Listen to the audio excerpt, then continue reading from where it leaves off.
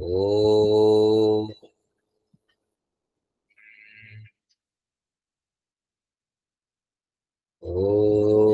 భూర్భువస్వః తత్సవితుర్వరేణ్యం భర్గో దేవస్య ధీమహి ధియో యో నః ప్రచోదయాత్. ఓం విశ్వాని దేవ సవితర్ధురితాని పరాశువా యద్భద్రం తన్న ఆశుభా. ఓం శాంతి శాంతి శాంతి. ఈ యొక్క ఆధ్యాత్మిక సత్సంగానికి వచ్చినటువంటి భక్తులందరికీ హృదయపూర్వక నమస్తే. చూడండి, మనము మన ఇంటిని శుభ్రంగా ఉంచుకోవాలి. అప్పుడే మనం ఇంట్లో ఉండగలుగుతాం. దుమ్ము ధూళి డస్ట్ ఎక్కడ పడితే అక్కడ దుమ్ము ధూళి అంతా ఉంటే మనం ఉండలేం. మీరు ఒక నెల రోజులు ఇంట్లో ఉండకుండా ఎక్కడికన్నా యాత్రకు పోయి వచ్చిరండి, మొత్తం ఇల్లంతా డస్ట్ అంతా దుమ్మంతా పడిపోయి ఉంటుంది. అప్పుడు మీరు ఆ ఇంట్లో కూర్చోలేరు, ఉండలేరు. అదంతా క్లీన్ చేసుకొని ఆ డస్ట్ అంతా దుమ్మంతా బయటికి దుబ్బుకొని ఆ కసు అంతా బయటికి ఊడ్చిన తర్వాత అక్కడ మీరు ప్రశాంతంగా ఉండగలుగుతారు. అంతేనా? ఇంకేమైనానమ్మా? అట్లే ఉండగలుగుతారా? గురూజీ ఎవరు ఉండలేరు. ఆ దుమ్ము ధూళి అదంతా ఎక్కడ కూర్చున్నా దుమ్ము అవుతుంటుంది. కాబట్టి అది క్లీన్ చేసుకున్నాక ఆ ఇంట్లో అమ్మయ్యా ఇప్పుడు నిమ్మలంగా ఉంది బా అని అనుకుంటుంటాం. ఆ తర్వాత అట్లనే కాకుండా దుమ్ము ధూళే కాకుండా ఇంకా ఆ ఇంట్లో ఎక్కడైనా కానీ తేళ్ళు పాములు తిరుగుతున్నాయనుకోండి, ఇంట్లో పాము తేళ్ళు ఉంటాయనుకోండి, ఉంటే మీరు మనశ్శాంతిగా నిద్రపోతారా? మీ ఇంట్లో ఒక పెద్ద పాము వచ్చింది, మా బీరువా కింద దూరింది, మీరు ఆ రాత్రి హాయిగా పడుకుంటారా? పడుకోలేము. ఆ పామును పట్టించి బయటకు పంపించేంత వరకు మీకు నిద్ర పట్టదు. అట్లనే మన లోపల కూడా డస్ట్ దుమ్ము ధూళి అలాగే తేళ్ళు పాములు ఇవన్నీ చొరబడి ఉన్నాయి. వాటిని దూరం చేసుకోవాలి. అప్పుడు నీవు ప్రశాంతంగా నిద్రపోతావు. ఎప్పుడైతే మనం ఇంటిని శుభ్రంగా ఉంచుకొని మనకు ఏ భయం లేదు, మన ఇంట్లో తేళ్ళు పాములు ఏమి లేవు అన్నప్పుడు హాయిగా నిద్రపోతాం. నిన్న మా ఇంట్లో చిన్న ఎలక బయట నుంచి ఎట్లొచ్చిందో వచ్చేసింది. ఇంకా మా వాడైతే ఇంకా వాడు వేరే రూమ్ లోకి పోయింది. ఒక బెడ్రూమ్ లోకి పోయింది. ఈ బెడ్రూమ్ వాకిలు వేసుకొని ఇంకా ఆ బెడ్రూమ్ లోంచి బయటికి రాకుండా అన్నాడు. అది ఎక్కడొస్తుందో ఏమో అని భయపడి పెడుతున్నాడు, చిన్నపిల్లాడు కాబట్టి. అట్లా మనం అదే పాములు దూరినాయి అనుకోండి, ఎవరు నిద్రపోలేరు.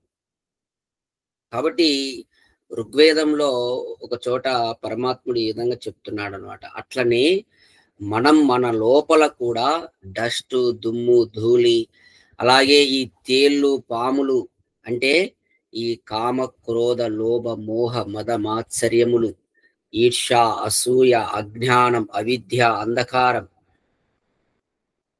రాగద్వేషాలు ఇవన్నిటినీ ఆ తేళ్ళు పాములను మనము బయటికి పంపించుకున్నప్పుడే మనం ప్రశాంతంగా ఉండగలుగుతాం. ఈ సత్యాన్ని అందరూ తెలుసుకోవాలి. అవి ఎలా బయటికి పోతాయి? మనం సత్సంగాల ద్వారా, స్వాధ్యాయం ద్వారా ఆత్మ పరీక్ష చేసుకుంటా ఉండాలి, పరిశీలన చేస్తుండాలి, నిన్ను నీవు చూసుకుంటుండాలి. నాలో ఏవైనా ఈ కామానికి సంబంధించినటివి ఉన్నాయా? ఎప్పటికప్పుడు నువ్వు పరీక్షించుకుంటూ ఉండాలి. పరీక్షించుకుంటూ అలాగే క్రోధం ఏమైనా ప్రదర్శిస్తున్నానా, లేకుంటే మోహంతో ఉన్నానా, లోభి అయి ఉన్నానా, ఇంకా మదంతో ఉన్నానా? లేదు అసూయ పడుతున్నానా? ఎవరైనా బాగుపడుతుంటే ఓర్వలేకపోతున్నానా? హ్మ్. ఈర్ష్య ఏమైనా ఉందా నాలో?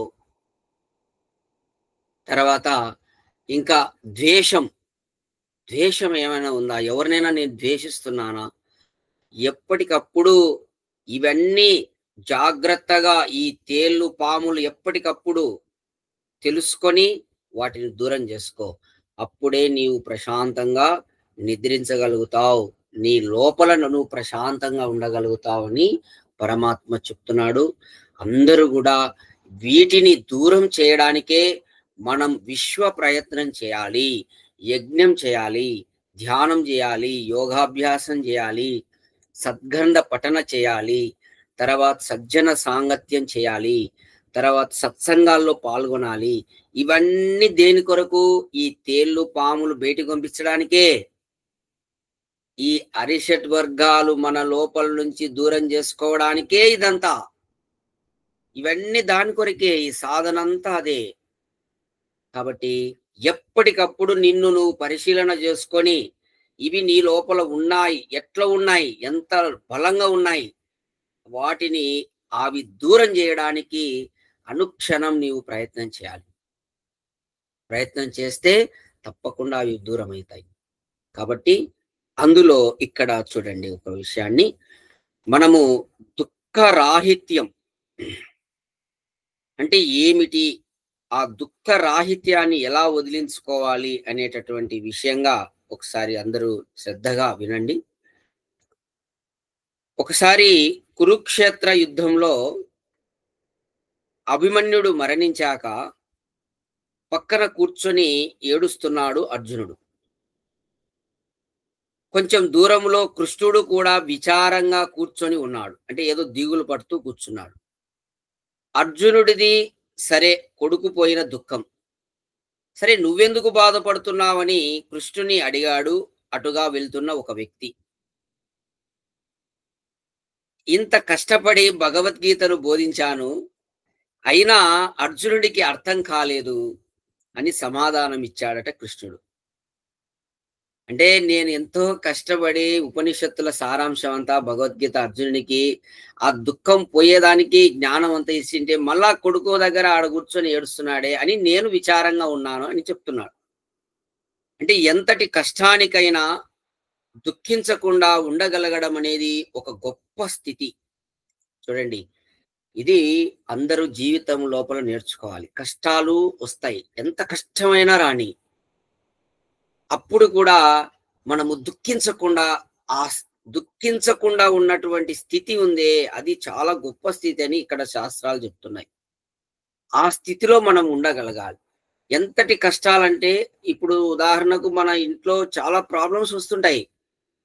అటువంటప్పుడు కూడా నీవు దుఃఖించకుండా ఉండగలిగేటటువంటి స్థితిని సంపాదించాలి. దుఃఖ రాహిత్యము అంత సులభమేమీ కాదు. అంటే ఈ విధంగా దుఃఖాన్ని దూరం చేసుకొని రాకుండా చేసుకోవడం అంటే అంత ఈజీ కాదు. పెద్ద పెద్ద సమస్యలకి దుఃఖం తప్పదు. కానీ చిన్న చిన్న వాటికి కూడా ఏడుస్తూ కూర్చుంటారు కొందరు. అంటే కొన్ని పెద్ద పెద్దవి వస్తాయి. అప్పుడు తప్పదు, అందరూ ఏడుస్తూనే ఉంటారు కొంతమంది. ఎవరో మహనీయులు ఉండేది. కాబట్టి కొందరు ఏం చేస్తారంటే చిన్న చిన్న వాటికి కూడా ఏడుస్తూ కూర్చుంటారని చెప్పి తెలియజేస్తుంది. దుఃఖము లేని స్థితి కోసం ప్రవక్తలు, తత్వవేత్తల బోధనలు వింటాం. భగవద్గీత లాంటి గ్రంథాలు చదువుతాం. వాటిలోని సారాన్ని ఆచరించినప్పుడు, చదివి ఆచరించనప్పుడు చదివి ఉపయోగం ఏంటి? చూడండి, ఈ విధంగా అనేక ప్రవక్తలు, గురువులు, తత్వవేత్తల బోధనలన్నీ వింటారు, భగవద్గీత చదువుతారు, సత్సంగాలు పాల్గొంటారు, స్వాధ్యాయం చేస్తారు, అన్ని చదువుతారు, అన్ని చేస్తారు. కానీ వాటి సారాన్ని నువ్వు ఆచరించకపోతే వాటన్నిటి ఉపయోగం ఏంటి అని ఇక్కడ ప్రశ్న. ఏం శ్రీనివాసులు గారు ఆవులింపు వస్తున్నట్టుంది? హ, అలసిపోయావా?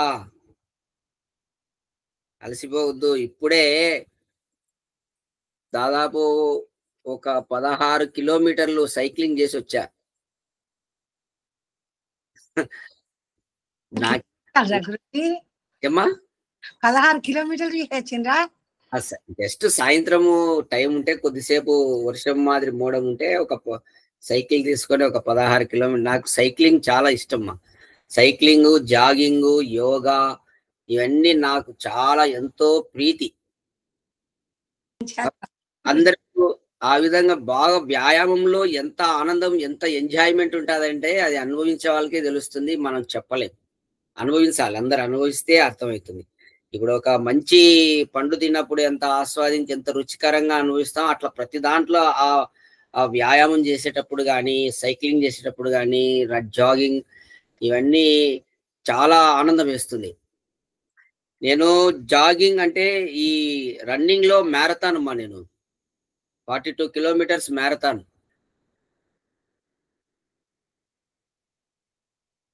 Non stop. Guruji non stop without ఎక్కడ స్టాండ్ లేకుండా 42 కిలోమీటర్స్ మ్యారథాన్ నేను. చాలా ఉన్నాయి. అవన్నీ మన గొప్పలు కాదు. జస్ట్ ఏంటంటే ఎవరికైనా ఇన్స్పిరేషన్ కోసం చెప్తున్నా, అంతేగాని నా గొప్పతనం ఏం కాదు. చాలా మంది ఉంటారు, ఎంతో మంది మహనీయులు ఉంటారు. కాకపోతే అన్ని చేస్తుండాలి. అట్లే నేను స్విమ్మర్ కూడా. స్విమ్మర్, సైక్లిస్ట్, జాగింగ్, యోగా అన్నీ ఉన్నాయి. యోగా మాస్టర్ 15 ఇయర్స్ నుంచి యోగా మాస్టర్. అనేక స్కూళ్ళల్లో వేల మందికి పిల్లలకు యోగాభ్యాసం నేర్పించాం. తర్వాత ఇక్కడ మనం ప్రధానంగా ఇక్కడ ఎందుకు చెప్పవలసి వచ్చిందంటే, మనము విన్నది ఆచరించకపోతే ఉపయోగం ఏంటి? అది ఇక్కడ ప్రశ్న. జనరల్ గా నేను ఇక్కడ నేను తెలుసుకున్నటువంటి సారాంశం ఏంటంటే, నేను చాలా తక్కువ షార్ట్ పీరియడ్ లో, అంటే ఇక్కడ మా ఏరియా చాలా మంది చుట్టుపక్కల కొంతమంది 35 ఏళ్ళు 40 ఏళ్ళ నుంచి కూడా ఈ ఆధ్యాత్మిక రూట్ లో ఉన్నారు. ఏ విధమైన షైనింగ్ లేదు. ఎక్కడ వేసిన గొంగలు ఎక్కడే ఉన్నారు. ఎక్కడ ముందుకు వెళ్ళట్లేదు. ఎందుకు అని నేను అబ్జర్వ్ చేస్తే ఇదో ఈ పాయింట్ అన్నమాట. నేను ఎవరైనా గురువుల ద్వారా కానీ ఎక్కడైనా చదివినది ఏదైనా సరే నిజంగా అది నా జీవితంలో ఇప్పుడు ఖచ్చితంగా ఇప్పుడు ఇంప్లిమెంట్ చేయాలనే ఉంటే ఎగ్జాక్ట్లీ ఇంప్లిమెంట్ చేసేస్తా. నేను ఏ ఆలోచన చేయను. అది అదే చెప్పబోయేది. మనం విన్నది నువ్వు ఆచరించకపోతే ఉపయోగం ఏంటి? నేను చేసే పని అదే. అందుకే ఇక్కడ తొందరగా ఇంత తక్కువ షార్ట్ పీరియడ్ లో నేను ఈ విధంగా చేయగలుగుతున్నానంటే కారణం అదే. నేను చేసేటటువంటి కార్యక్రమాలు ఎవరు చేయలేరమ్మా. అన్ని కార్యక్రమాలు ఉన్నాయి. ఆధ్యాత్మికంగా అన్ని కార్యక్రమాలు చేస్తున్నా. అవి సామాన్యంగా జరగదు ఎవరికి, అట్లా అసంభవం. అది ఎందుకు జరుగుతున్నాయంటే ఆచరించాలి. మనము గురువులు చెప్పినది, శాస్త్రం చెప్పినది, దైవం వేదం ద్వారా చెప్పినది మనం ఇంప్లిమెంట్ చేయాలి. ఇంప్లిమెంట్ చేసినప్పుడే నీకు ఫలితం ఉంటుంది. నువ్వు ముందుకు వెళ్తావు. ఏమైతుందో ఏమో. కొంతమందికి ఎంత భయం అంటే, ఒక మైక్ తీసుకొని మాట్లాడాయంటే మాట్లాడు. 40 ఏళ్ళ నుంచి నేను సమాజానికి వస్తున్నా అని చెప్తాడు. ఉపయోగం ఏంటి? ధైర్యం లేదు, భయం. తప్పు అవుతుందో ఏమో అని. ఏమైతుంది తప్పు అయితే?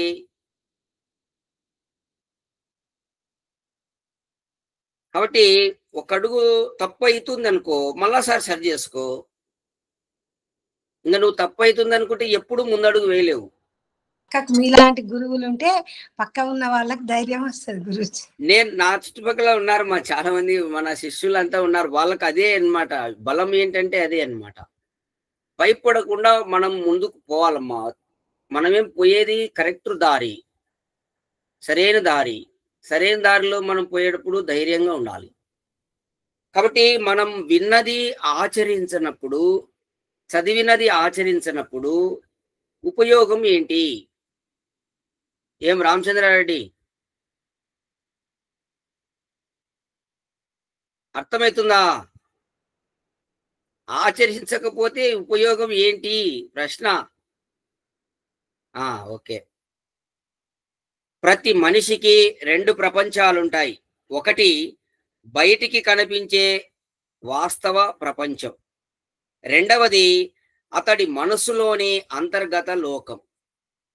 ఈ అంతర్గత ప్రపంచంలో రకరకాల ఆలోచనలు, కలలు, ఉద్వేగాలు లాంటివి ఎన్నో ఉంటాయి. చాలా మందికి ఈ రెంటికి మధ్య సమన్వయం తెలియక తాము నమ్మేది ఒకటైనా బయటి ప్రపంచం కోసం మరొకలా నటిస్తారు. చాలా జాగ్రత్తగా వినండి. ఇది ఇంపార్టెంట్ అన్నమాట. ఏమో అర్థమవుతుందా చెప్పినది? అంటే లోపలేమో ఒకటి ఉంటుంది. బయటికేమో ఇంకొక రకం, అంటే వాళ్ళ కోసం వీళ్ళ కోసం చేస్తుంటారు. మన శ్రీనివాసులు సార్ పాపం ఆ విధంగా చేస్తుంటాడు. పాపం అతనికేమో లోపల ఒకటి ఉంటుంది. సరే సార్ వాళ్ళు చెప్పినారు కదా, ఏదో ఈరోజు దసరా కాబట్టి ఆ గుడికి రమ్మన్నారు పోయొచ్చాను అని చెప్తుంటాడు అనమాట. అట్లా అతని మనసులో ఏమో యజ్ఞానికి రావాలని ఉంటుంది. ఇక్కడ అదే విషయాన్ని చెప్తున్నాడు. ఆ రెండిటికి మధ్య సమన్వయం తెలియక తాము నమ్మేది ఒకటైనా బయటి ప్రపంచం కోసం మరొకలా నటిస్తుంటారు. ఈ ద్వంద్వ ప్రవృత్తితో వాస్తవంలో ఒకలా లోపల మరొకలా బతికితేనే దుఃఖం కలుగుతుంది. ఇది అండర్లైన్ చేసుకోండి పాయింట్. శాస్త్రం ఫైనల్ గా ఏం చెప్పిందంటే లోపల ఒకటి బయట ఒకటి. ఎవరైతే ఈ విధంగా చేస్తారో వాళ్ళకు దుఃఖము ఖచ్చితంగా వస్తుంది. దానివల్లే దుఃఖం కలుగుతుంది. లోపల ఏది ఉంటుందో బయట అదే ఉంటే నీకు దుఃఖమే లేదు. నీ లోపల చెప్పేటటువంటి సత్యం ఏదైతే ఉందో నువ్వు అదే బయట చెయ్యి. దానికి భిన్నంగా నీవు బయట ప్రవర్తించినావా, ఆ ప్రవృత్తి ఏదైతే ఉందో అక్కడ రెండిటికి సమన్వయం కుదరట్లేదు, ఆడ దుఃఖం మొదలైంది. కాబట్టి అందరూ బాగా జాగ్రత్తగా అబ్జర్వ్ చేస్తూ ఉండాలి. దీన్ని మీరు అంతర్ముఖంగా పరిశీలన చేసినప్పుడే అసలు లోపల ఏం చెప్తుంది బయట ఏం చెప్తుంది అనేది అర్థమవుతుంది. సామాన్యునికి బయట ఏంది లోపల ఏంది, వాడు ఎట్లా పడితే అట్లా తిరుగుతుంటాడు. అసలు బయట లోపల ఏముండదు. కొంత ఆధ్యాత్మిక చింతన అనే వాడికి అర్థమవుతుంటుంది. అవురా లోపల నిజంగా ఒకటి చెప్తుంటుంది, బయట ఏమో ఇంకోటి ప్రవర్తిస్తున్నా, ఇదేమో నిజంగా చాలా పొరపాటు జరుగుతా ఉంది అని అబ్జర్వ్ చేస్తుంటాడు. ఇక్కడ నమ్మినటువంటి విలువలకు నిజాయితీగా కట్టుబడి నడిచేవాడు తృప్తిగానే జీవిస్తాడు. ఎవరైతే ఇప్పుడు ఒక సిద్ధాంతానికి నమ్మి ఇప్పుడు దయానంద మహర్షి ఒక వేదం అనే సిద్ధాంతం మనకి ఇచ్చాడు, దాన్ని నమ్మి మనం నిజాయితీగా కట్టుబడి జీవించినామంటే మనకు తృప్తి కలుగుతుంది. ఆస్తులు అంతస్తులు రాకపోయినా పర్లేదు, ఎంతవరకు నమ్మి మనం దానికి నిలబడితే అప్పుడు మనకు తృప్తి అనేది కలుగుతుంది. అతను తృప్తిగా జీవిస్తాడు. దుఃఖ రాహిత్యము కావాలంటే ద్వంద్వ ప్రవృత్తులు ఉండకూడదు. చూడండి ఈ విధంగా దుఃఖ రాహిత్యం, రాహిత్యం అంటే దుఃఖము లేకుండా ఉండడం. జన్మరాహిత్యం అంటే ఏంటి, జన్మ లేకుండా చేసుకోవడం. అట్లనే దుఃఖ రాహిత్యం అంటే దుఃఖం లేకుండా చేసుకోవడం. మరి ఈ దుఃఖ రాహిత్యం అనేది మనకు కావాలంటే ద్వంద్వ ప్రవృత్తులు ఉండకూడదు. అంటే లోపల ఒక రకం బయట ఒక రకం. ఊసరవెల్లి అంటారు కదా, సారికి ఒకసారి మారిపోతుంటారు. అట్లా ఉండకూడదు. కానీ అడుగడుగున మనం ముసుగులు వేసుకుంటూ ఉంటాం. పరిణతి పెరిగే కొద్దీ ముసుగు మరింత దట్టంగా కూడా వేసుకోవడమా, లేదు మొత్తానికి తొలగించడమా? ఏది సమర్థత అంటే ముసుగు తీయడమే సమర్థత. అంటే ఈ విధంగా ముసుగు అనేది ఉండకూడదు, ఒకటే ఉండాలి. ముసుగును తీసేయాలి. పరిస్థితులతో సర్దుబాటు చేసుకోవడమే సమర్థత. ఆ పరిస్థితులను బట్టి నువ్వు ఎలా ఉండాలి, ఏం చేయాలి, అట్లా చేసుకోవడమే సమర్థత. అదే క్రమంగా దుఃఖ స్థితి నుంచి దుఃఖ రాహిత్యానికి నడిపిస్తుంది. ఈ స్థితి కోసం మనం మెదడుకు శిక్షణ ఇవ్వాలి. అంటే ఇలాంటి స్థితి, మనం దుఃఖ రాహిత్యమైనటువంటి స్థితిలో మనం జీవనం గడపాలంటే ముందు మన బ్రెయిన్ కు శిక్షణ అనేది జరగాలి. అప్పుడే మనము దాని నుంచి బయటపడతాం, ఆ దుఃఖం నుంచి. చూడండి, క్షణ క్షణం పరివర్తనాశీలమైన ప్రపంచంలో మనుగడ కోసం ఆరాటం తప్పదు. ఈ ఆరాటమే జీవన పోరాటం అయినప్పుడు దుఃఖం అనేది అనివార్యం. మన తప్పొప్పులకు మనమే బాధ్యులం. ఇది అందరూ గుర్తుపెట్టుకోండి. మనం చేసేటటువంటి తప్పు లేదంటే ఒప్పు రెండిటికి ఎవరు బాధ్యులు? నువ్వే. మన కష్టానికి, బాధకు మనమే కారణం. చాలామంది నాకే ఎందుకు దేవుడు ఇన్ని కష్టాలు పెడుతుంటాడో ఏమో, నాకే ఈ దుఃఖాలన్నీ వస్తున్నాయి అని అనుకుంటుంటారు. ఎవరు బాధ్యులు దానికి? దేవుడా? దేవుని మీద రుద్దేస్తే ఎట్లా? అట్లా కాదు. నీవే బాధ్యుడివని తెలుసుకో. అది నువ్వు ఈ జన్మలో కాదు, ఇంకొక జన్మలోనే ఎప్పుడో ఎప్పుడో చేసి ఉంటావు. దాని దుఃఖాన్ని ఇప్పుడు అనుభవిస్తుంటావు. అనుభవించాల్సిందే. దేవుని మీద వేయొద్దు ఆ భారం. గుర్తుపెట్టుకోవాలి. మన కష్టానికి, మన బాధకి మనమే కారణమని అనుకుంటే ఎవరికి కూడా దుఃఖం ఉండదు. గుర్తుపెట్టుకోండి. మనం ఏదైనా మన కష్టం వచ్చినప్పుడు దీనికి ఎవరు కారణం? మనమే కదా అని నువ్వు అనుకుంటే నిజంగా అప్పుడు నీకు దుఃఖం అనేది ఉండదని చెప్తుంది శాస్త్రం. జీవించడం తెలియని వాళ్ళే దుఃఖాన్ని మోస్తూ తిరుగుతారు. ఎక్కడి దాన్ని అక్కడే వదిలేసి ముందుకెళ్తాడు సమర్థుడు. అంటే ఇక్కడ ఎక్కడి దాన్ని అక్కడే వదిలేసేయడం అంటే దీని అర్థం ఏంటంటే దేన్ని పట్టుకోడు అనమాట. అది సృష్టి కాలక్రమంలో జరిగిపోతూ ఉంటుందిలే అని అనుకుంటాడు అనమాట. అప్పుడు అటువంటి వాడికి దుఃఖం ఉండదు. దాన్నే ఎక్కడ దాన్ని అక్కడ అనేంటి అర్థం ఏంటంటే తామరాకు మీద నీటి బిందువులాగా ఆకర్షణ లేకుండా, తామరాకు మీద నీటి బిందువు ఎట్లయితే ఉంటుందో అట్లాంటి జీవితాన్ని గడుపుతూ ఉంటాడు సమర్థత ఉన్నవాడు. అందుకే దుఃఖ రాహిత్యం అనేది మన సమర్థతపై ఆధారపడి ఉంటుంది. కాబట్టి నీ యొక్క టాలెంట్ మీద ఆధారపడి ఉంటుంది. దుఃఖాన్ని దూరం చేసుకోవడం అనేది సమర్థత అంటే టాలెంట్ అంతే, నీ నైపుణ్యం, స్కిల్. కాబట్టి ఆ స్కిల్ పెంచుకోవాలా మనం. ఆధ్యాత్మికంలో స్కిల్ పెంచుకోవాలా, భౌతికంగా కాకుండా. గుర్తుపెట్టుకోండి. ఇదే మనకు భగవద్గీతలో కూడా శ్రీకృష్ణ భగవానుడు నేర్పిందల్లా స్కిల్లేమా. అదంతా స్కిల్ డెవలప్మెంటే అదంతా. చాలా మంది స్కిల్ నేర్పించే సెంటర్లు ఉంటాయి. మీరు ఆధ్యాత్మికంగా ఎదగాలి, ఉన్నత స్థితిలో ఉండాలి అనుకుంటే భగవద్గీత చదవాలి అందరూ. అది స్కిల్, మనలో స్కిల్ను డెవలప్ చేసేటటువంటిది. నైపుణ్యం, టాలెంట్ రోజు రోజుకి పెరుగుతూ ఉంటుంది భగవద్గీత చదివే కొద్దీ. అంత అద్భుతంగా శ్రీకృష్ణ భగవానుడు మనకు అందించాడు భగవద్గీత. అది చదివిన వాళ్ళు తెలుస్తుంది. అంటే దానికి కూడా వైదికార్థం తెలుసుకోవాలి. రకరకాల భాష్యాలు రాశారు, తప్పుడు అర్థాలు ఉన్నాయి, పక్షిప్త శోకాలు ఉన్నాయి. కేవలం వైదికంగా ఉన్నటువంటి నిజంగా కృష్ణుడు చెప్పినటువంటి శ్లోకాలు మాత్రమే చదవాలి. తర్వాత ఎంతో చిన్న ప్రాణులైనటువంటి చీమలకు ఎటువైపు వెళ్తే పంచదార పలుకు లభిస్తుందో, ఎటు వెళ్తే అపాయమో తెలుసు. చూడండి, చిన్న చిన్న చీమలకు కూడా ఏ సైడ్ పోతే చక్కెర లభిస్తుంది, ఏ సైడ్ పోతే తనకు అపాయం జరుగుతుందో తెలుసుకొని జీవిస్తున్నాయే. ఇక వాటికన్నా ఎన్నో రెట్లు గొప్పవాడైన మనిషికి ఏది మంచో ఏది చెడో తెలియకపోవడం, తెలిసినా ఆ విధంగా ఆచరించకపోవడమే దుఃఖము.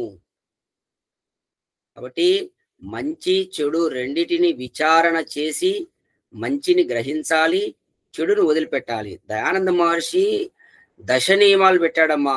మొత్తం వేదముల సారాంశం అంతా ఆ నియమాల్లోనే ఉంటుంది. ఇక్కడ అదే పాయింట్ అన్నమాట. సత్యమును గ్రహించడానికి, అసత్యమును త్యజించడానికి ఎల్లప్పుడూ సిద్ధంగా ఉండాలని చెప్పాడు.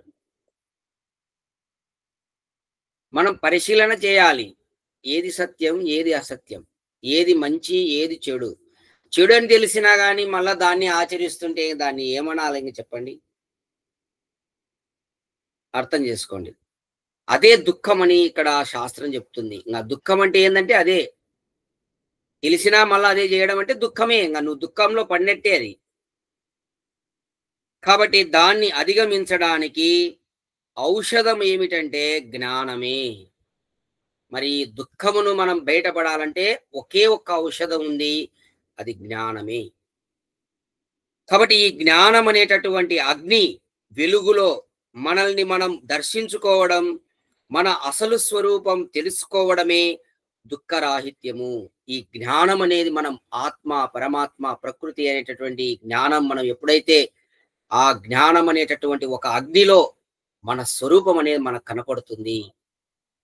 అప్పుడు మనల్ని మనం దర్శించుకోవడం జరుగుతుంది. అసలు స్వరూపం మనం తెలుసుకోవడంలో దుఃఖ రాహిత్యం అనేది ఉన్నది. అంటే ఫైనల్‌గా జ్ఞానం ద్వారా నీ అసలు స్వరూపాన్ని నువ్వు తెలుసుకుంటే ఈ యొక్క దుఃఖ రాహిత్యం అనేది జరుగుతుంది. అంటే దుఃఖం దూరం చేసుకోవడం జరుగుతుంది. మన లోపలి శత్రువులైనటువంటి అరిషడ్ వర్గాలను జయించడమే అసలైనటువంటి దుఃఖ రాహిత్యము. ఏమా ఫైనల్‌గా మనం ఇందాక ఫస్ట్ స్టార్టింగ్‌లోనే చెప్పుకున్నాం. తేళ్ళు, పాములు అని. ఈ అరిషడ్ వర్గాలు కామ, క్రోధ, లోభ, మోహ, మద, మాత్సర్యములు అవి చాలా చాలా చాలా చాలా భయంకరమైనటువంటి అంత ఈజీగా పోవు. అంత ఈజీగా పోగొట్టుకోలేరు. చాలా తపనతో సాధన చేసినప్పుడు తొందరగా పోతాయి. ఎంతో తీవ్రమైనటువంటి తపనతో సాధన చేసినప్పుడు తొందరగానే పోతాయి మళ్ళా. ఊరికే ఏదో అట్లా అట్లా అట్లా పైన పైన చేసినామంటే అయిపోనే పోవు. కాబట్టి ఆ విధంగా ముందు ఈ విధంగా దుఃఖ రాహిత్యం జరగాలి. మనం దుఃఖాన్ని దూరం చేసుకోవాలి. దుఃఖ రాహిత్యం మనం సంపాదించాలంటే ఈ అరిషడ్ వర్గాలను దూరం చేసుకుంటే మనకు దుఃఖ రాహిత్యం అనేది ఉంటుంది. మన స్వరూపాన్ని మనం తెలుసుకోగలుగుతాం. అది జ్ఞానం ద్వారానే జరుగుతుందని ఫైనల్ గా తెలుసుకున్నారు. ఏమ్మా ఇప్పటి వరకు చెప్పిన దాంట్లో ఏమైనా డౌట్స్ ఉంటే ఒకసారి అడగండి. అర్థమైందా? అర్థమైంటే రెస్పాండ్ కాండి.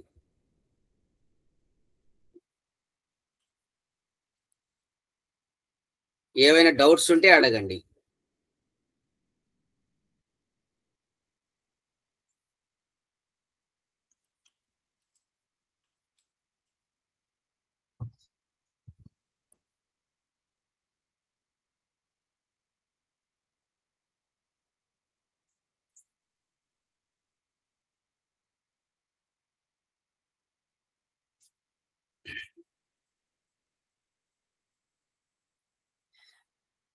ఏమ్మా పలకనే పలకరు కదమ్మా.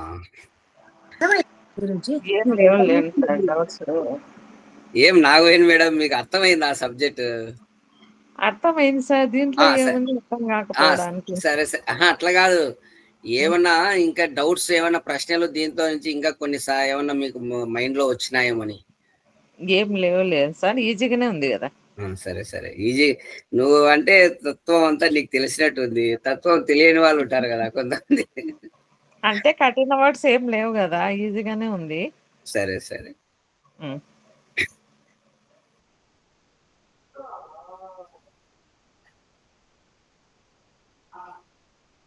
సరే మా తర్వాత ఒక వేద మంత్రానికి అర్థం తెలుసుకుందాం.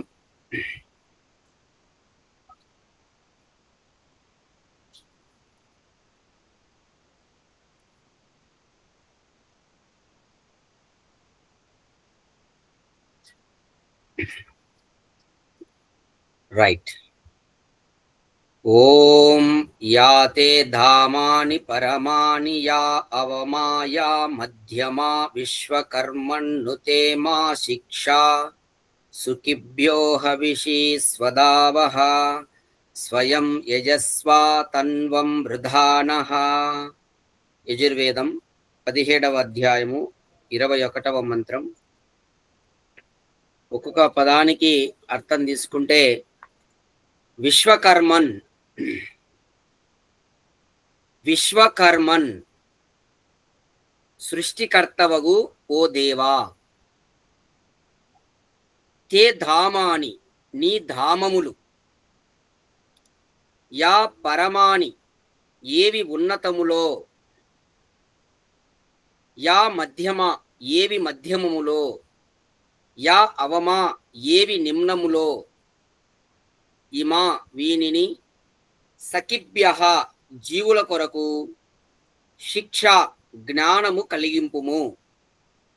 స్వదావహ ఓ అన్నదాత తన్వం మా శరీర వృద్ధి కొరకు హవిషి పదార్థములను యజస్వ ప్రధానము చేయుము. ఇది ఒక్కొక్క పదానికి మనం అర్థం తీసుకుంటే దయానంద మహర్షి యొక్క వ్యాఖ్యానము చూడండి అందరూ. ఓ సర్వ విధాయక ఈశ్వర,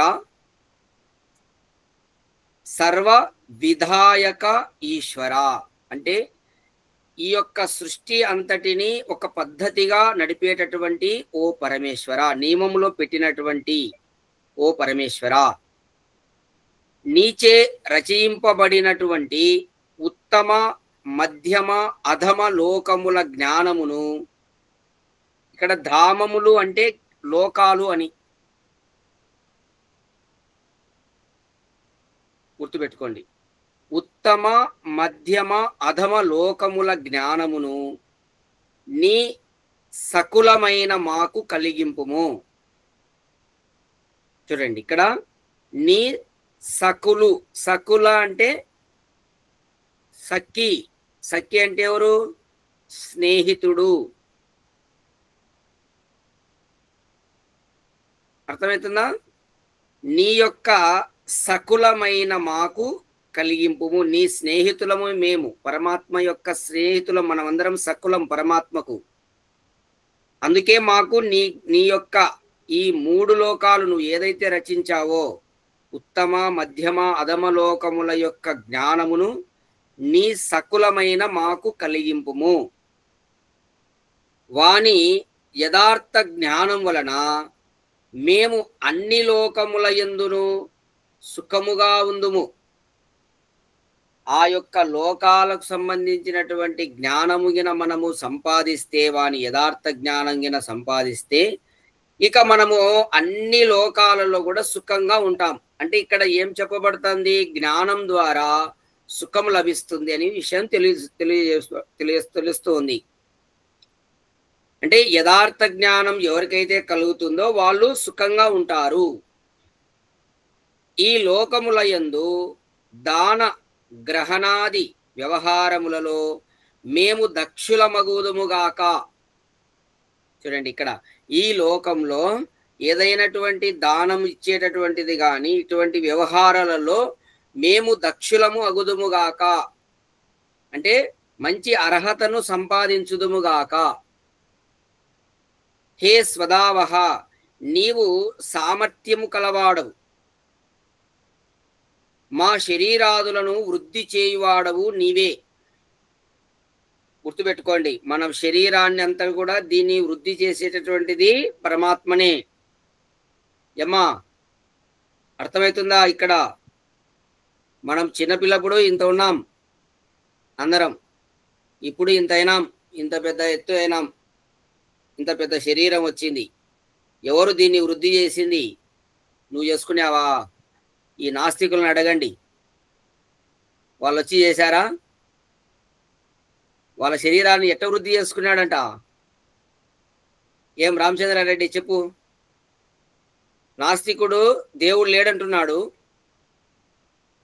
ఎవరు వృద్ధి చేసింది శరీరాన్ని? భగవంతుడే కదా గురూజీ. భగవంతుడే. మరి నాస్తికుడు ఎందుకు దేవుడు లేడన్నప్పుడు ఎవరు వృద్ధి చేసేది దీన్ని? అంటే వాళ్ళు అజ్ఞానంలో పడి అట్లా ఉంటున్నారు. అజ్ఞానం కాదు, వాళ్ళకి అన్ని తెలుసు, దొంగలు. అంటే అజ్ఞానమే, ఇంకా వాళ్ళ కొంత అజ్ఞానం, కొంత ప్రజలను తప్పుడుతో పట్టించేదానికి వాళ్ళకు స్వార్థం కొంత. స్వార్థం, ఇది కరెక్ట్ మాట, స్వార్థం అన్నమాట. వాళ్ళ ఇమేజ్ వాళ్ళు పెద్ద గొప్ప మేధావులని లోకంలో అనిపించుకోవడానికి. మైక్ ఆఫ్ చేయండి.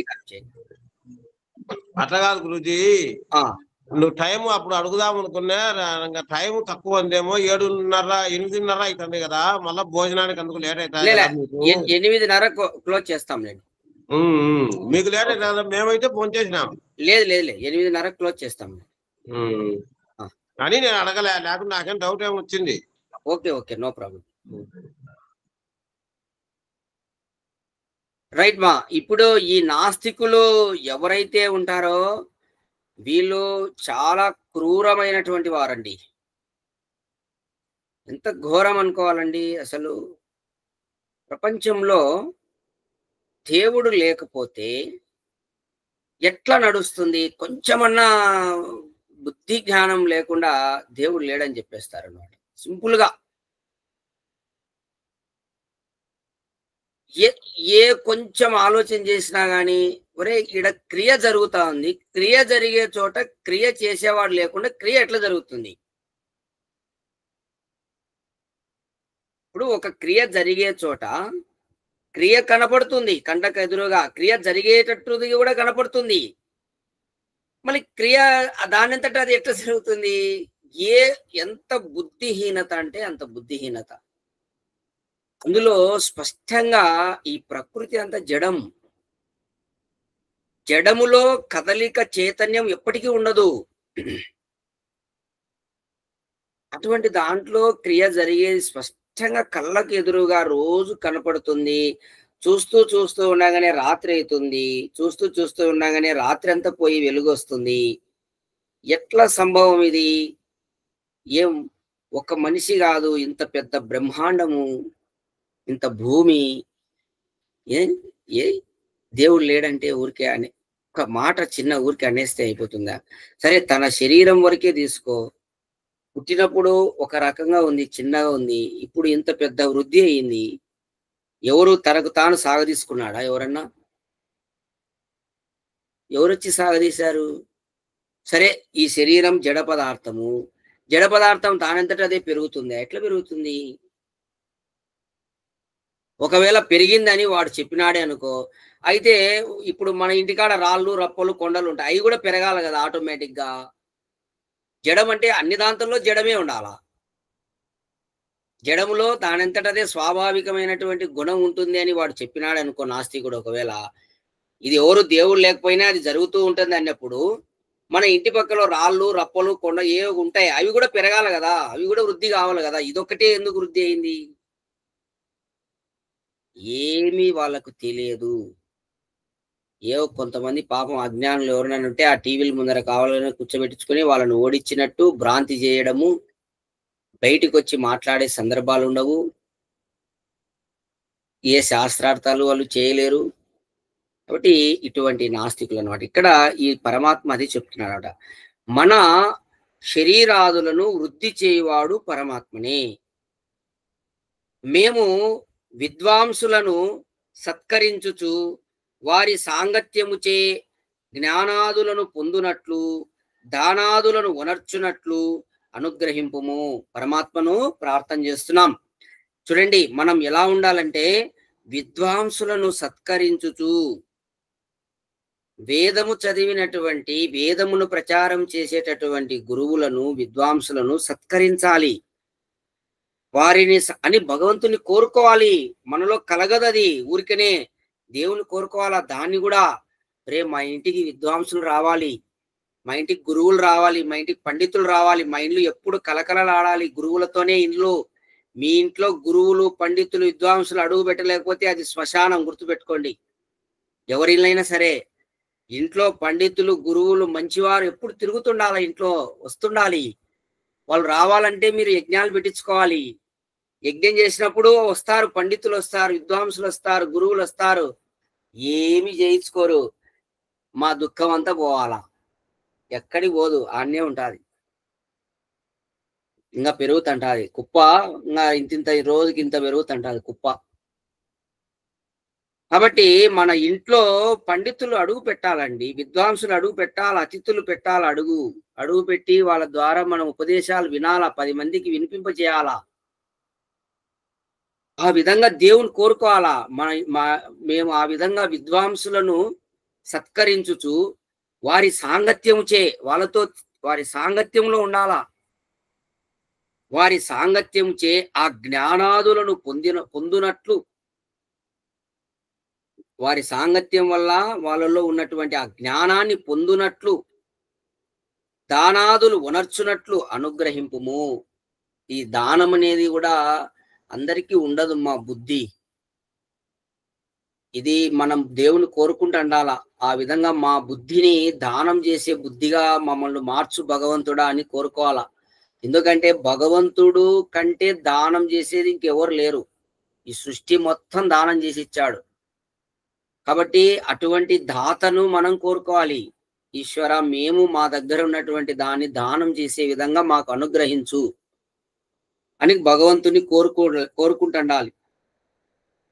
మేము నిన్ను సేవింపజాలము, ప్రసన్నుని చేయజాలము, అయినను దయతో నీవు మమ్ము సుఖింపచేయుము.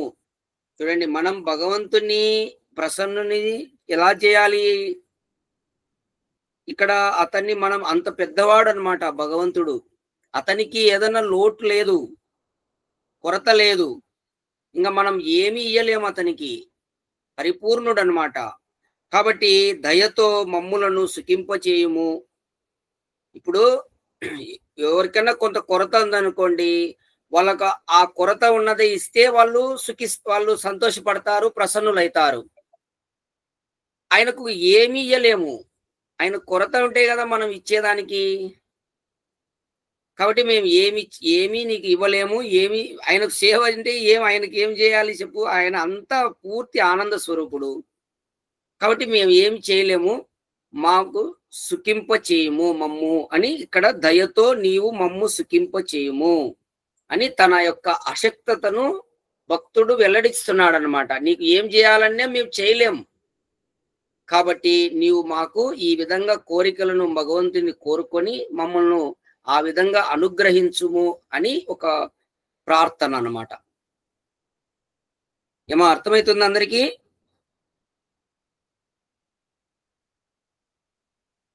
ఓకే. తర్వాత జస్ట్ ఒక్క కఠోపనిషత్తులో జస్ట్ రెండవది ఏం వరం అడిగినాడు అనేది తెలుసుకుందాం. స్టాప్ చేస్తాం. ఏమా ఓపిక ఉంది కదా అందరికీ? ఏళ్ళు గుర్తు చూపియండి.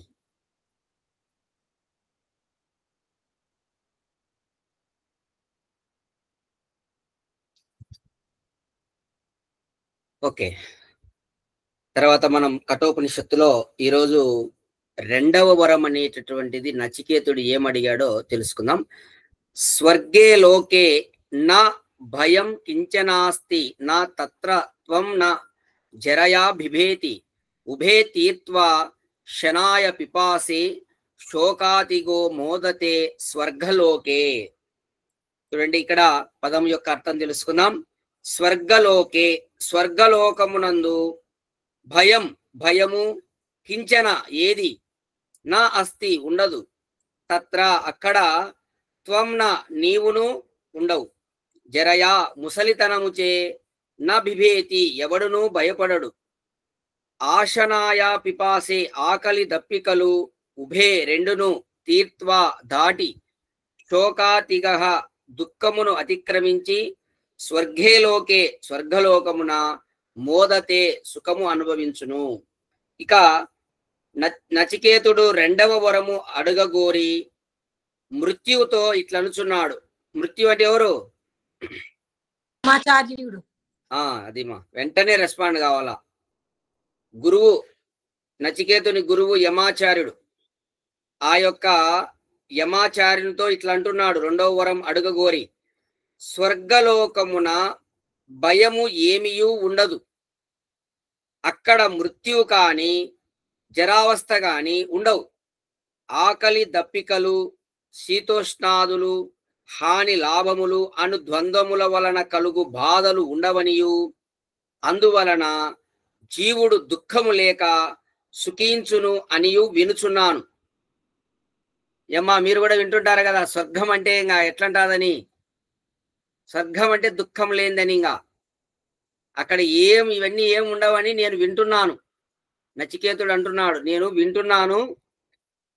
సత్వం అగ్నిం స్వర్గ్య మధ్యేషి మృత్యో ప్రబ్రూహి తం శ్రద్ధధానాయ మహ్యం స్వర్గలోక అమృతత్వం భజంత ఏతద్ ద్వితీయవేవ వృణే వరేనా. చూడండి, ఇక్కడ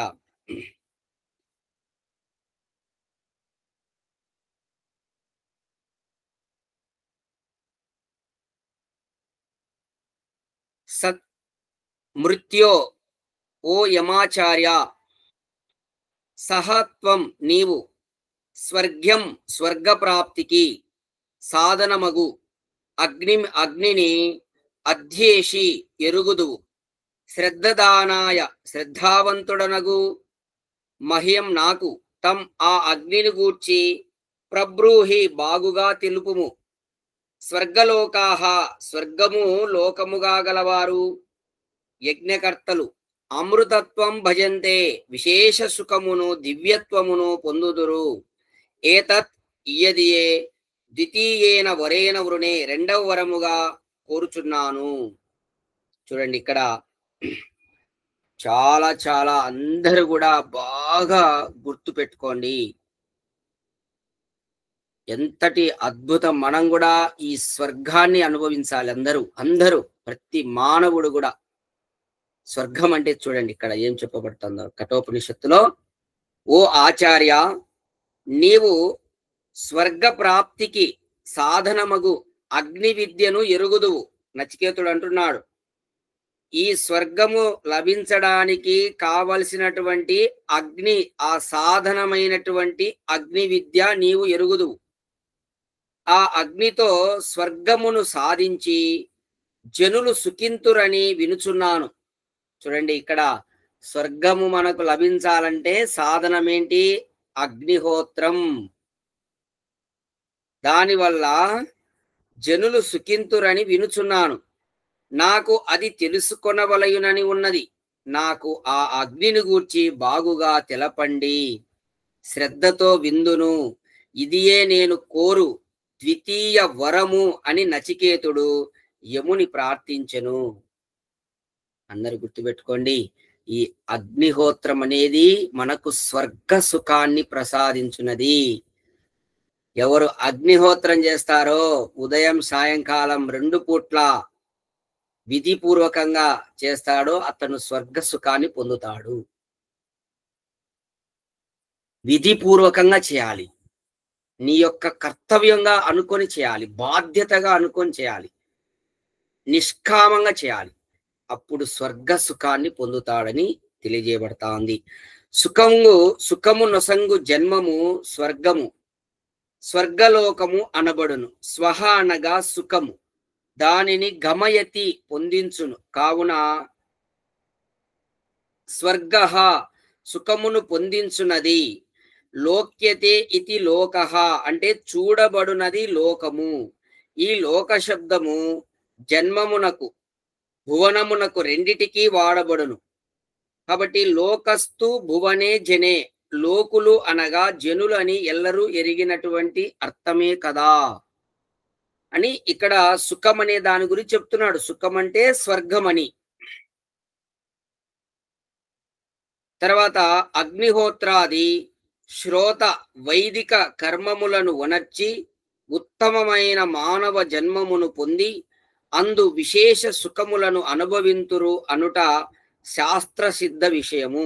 అట్టి జన్మమే స్వర్గము. ఆ స్వర్గమును సాధించుటకు అగ్ని సాధనమగుచున్నది.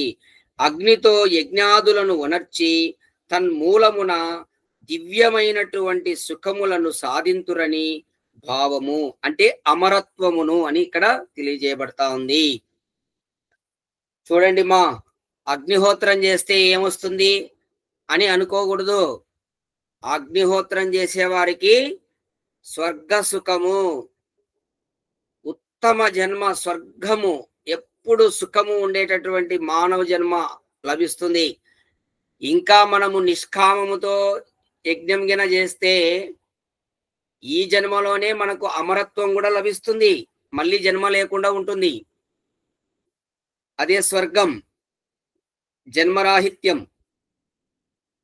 అగ్నిహోత్రము అందరూ చేయండి, స్వర్గ సుఖాన్ని పొందుతారు.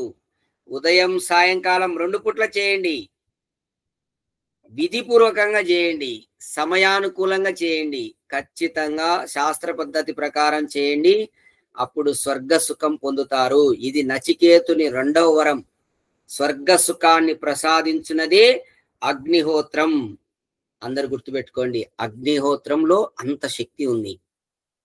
ఏమో అర్థమైంది అందరికీ?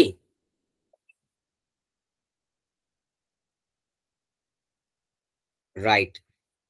తర్వాత ఈరోజు సమయము ఎక్కువ అయింది కాబట్టి ధ్యానము రేపు చేద్దాం. కళ్ళు మూసుకోండి. శాంతి పాఠం. ఓ అసతో మా సద్గమయా తమసో మా జ్యోతిర్గమయా మృత్యోర్మా అమృతంగమయా. ఓం శాంతి శాంతి శాంతి.